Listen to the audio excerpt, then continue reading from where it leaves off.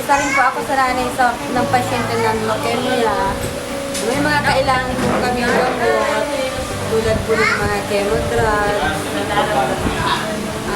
Tsaka po, pag nagkikimo po sila, kadalasan po bumababa po yung hemoglobin nila, yung platelet.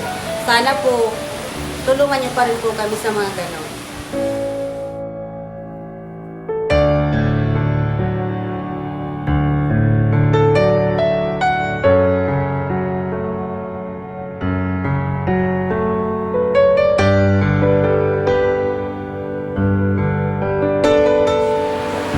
Medication, kasi may mga patients namin is for chemo, mostly from sa chemo ward, for chemo sila. So, ang sa kanila is yung chemo drugs.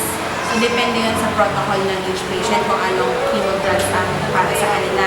Pero some of them kasi hindi makapag-proceed ng chemotherapy kasi meron silang mga infection.